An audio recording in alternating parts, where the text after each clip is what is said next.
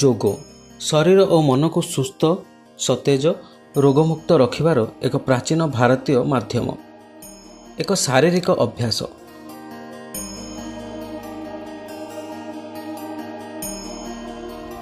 ଯୋଗ ହେଉଛି ବିଶ୍ୱକୁ ଭାରତର ଅବଦାନ। ଯୋଗ ଏକ ଶାରୀରିକ, ମାନସିକ ଓ ଆଧ୍ୟାତ୍ମିକ ଅଭ୍ୟାସ। ଆଜକୁ ପ୍ରାୟ 6000 ବର୍ଷ ପୂର୍ବେ ଯୋଗର ଉତ୍ପତ୍ତି ଭାରତରେ ହୋଇଥିବାର ଅନୁମାନ କରାଯାଏ।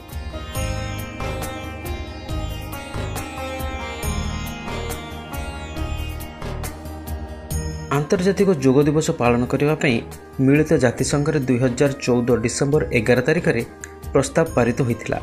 ଏଥିପାଇଁ ପ୍ରସ୍ତାବ ଦେଇଥିଲେ ପ୍ରଧାନମନ୍ତ୍ରୀ ନରେନ୍ଦ୍ର ମୋଦି।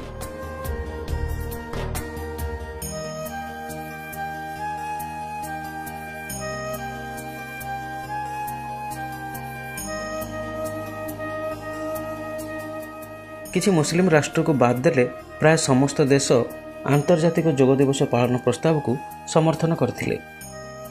ଯୋଗ ବିଭିନ୍ନ ରୋଗରୁ ମୁକ୍ତି ଦେବା ସହ ଆମର ଆତ୍ମବିଶ୍ୱାସ ବଢ଼ାଇଥାଏ, ମାନସିକ ଭାବେ ଆମକୁ ସୁଦୃଢ଼ ରଖେ। 2015 ମସିହାରୁ ପାଳନ ହୋଇଆସୁଛି ଆନ୍ତର୍ଜାତିକ ଯୋଗ ଦିବସ।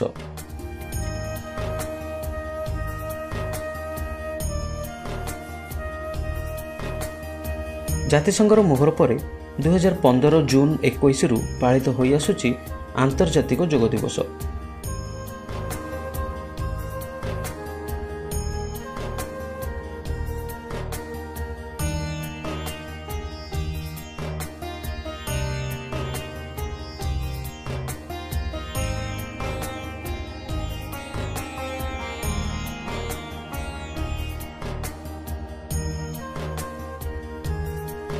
ସଂସ୍କୃତ ଯୁଜ୍ ଶବ୍ଦରୁ ଯୋଗ ଶବ୍ଦ ଆସିଛି। ଏହାର ଅର୍ଥ ହେଉଛି ଯୋଡ଼ିବା, ମାନେ ଯୋଗ ହେଉଛି ଶରୀର, ମନ ଓ ଆତ୍ମାକୁ ଗୋଟିଏ ସୂତ୍ରରେ ବାନ୍ଧିବା।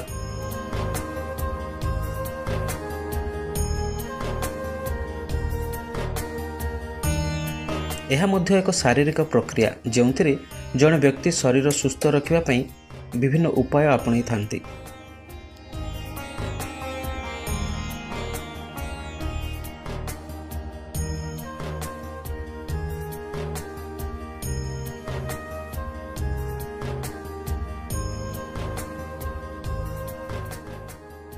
ପୂର୍ବରୁ ମୁନି ଋଷିମାନଙ୍କ ପାଇଁ ସାଧନାର ମାର୍ଗ ଥିଲା ଯୋଗ। ଭଗବାନ ଶିବ ହେଉଛନ୍ତି ଯୋଗର ପ୍ରଥମ ଗୁରୁ। ଆବଶ୍ୟକ ଗ୍ରନ୍ଥ ଏବଂ ଉପନିଷଦରେ ମଧ୍ୟ ଯୋଗ ବାବଦରେ ଉଲ୍ଲେଖ ରହିଛି। ମହାଭାରତ ଓ ଗୀତାରେ ଯୋଗ ସର୍ବଶ୍ରେଷ୍ଠ ମାର୍ଗ ବୋଲି କୁହାଯାଇଛି।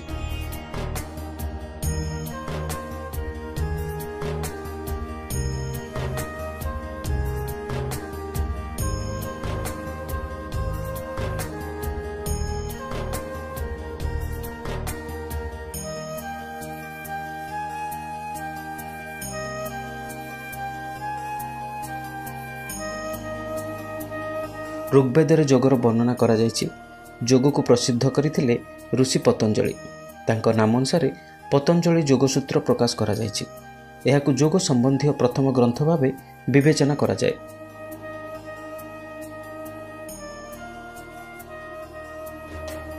ଜୁନ 21ରେ ହିଁ ଯୋଗ ଦିବସ ପାଳନ ପଛରେ କାରଣ ରହିଛି। ପୌରାଣିକ ମତରେ ସୂର୍ଯ୍ୟ ଉତ୍ତରାୟଣ ଏବଂ ଦକ୍ଷିଣାୟନ ଦେଇ ଗତି କରନ୍ତି। ଜୁନ 21ରେ ସୂର୍ଯ୍ୟ ନିଜର ଗତିପଥ ପରିବର୍ତ୍ତନ କରିଥାନ୍ତି, ଫଳରେ ସୂର୍ଯ୍ୟଙ୍କର ତେଜ କମ୍ ହୋଇଥାଏ। ପୃଥିବୀର ଗୋଟିଏ ଅଂଶରେ ଜୀବାଣୁ ସକ୍ରିୟ ହୋଇ ଉଠନ୍ତି, ଯାହା ଅନେକ ରୋଗର କାରଣ ପାଲଟେ। ଏହି ରୋଗକୁ ନିୟନ୍ତ୍ରଣ କରିବା ପାଇଁ ଯୋଗର ଆବଶ୍ୟକ ରହିଛି। ତେଣୁ ପ୍ରତିବର୍ଷ ଜୁନ 21ରେ ହିଁ ଆନ୍ତର୍ଜାତିକ ଯୋଗ ଦିବସ ପାଳନ କରାଯାଏ। Bureau report, silk city local.